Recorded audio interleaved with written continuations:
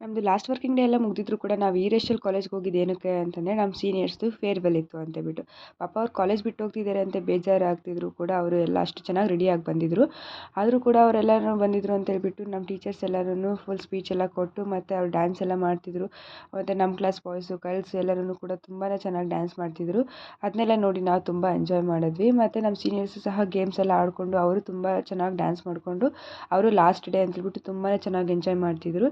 ಆಮೇಲೆ ನಮ್ಮ ಟೀಚರ್ಸು ಸಹ ಅವ್ರ ಜೊತೆ ತುಂಬಾ ಕೋಆಪ್ರೇಟ್ ಮಾಡಿಕೊಂಡು ಡ್ಯಾನ್ಸ್ ಎಲ್ಲ ಆಡ್ತಿದ್ದರು. ಲಾಸ್ಟ್ ಫೇರ್ವೆಲ್ ಅಂತೇಳ್ಬಿಟ್ಟು ಫೋಟೋ ಸೆಷನ್ಸ್ ಎಲ್ಲ ಇಟ್ಟಿದ್ದರು. ಅದೆಲ್ಲ ಮುಗಿಸ್ಕೊಂಡು ಊಟಕ್ಕಂತ ಹೋಗಿ ಊಟ ಎಲ್ಲ ಮುಗಿದಿದ್ದಾದಮೇಲೆ ಫೋಟೋ ಸೆಷನ್ ಸ್ಟಾರ್ಟ್ ಆಯಿತು.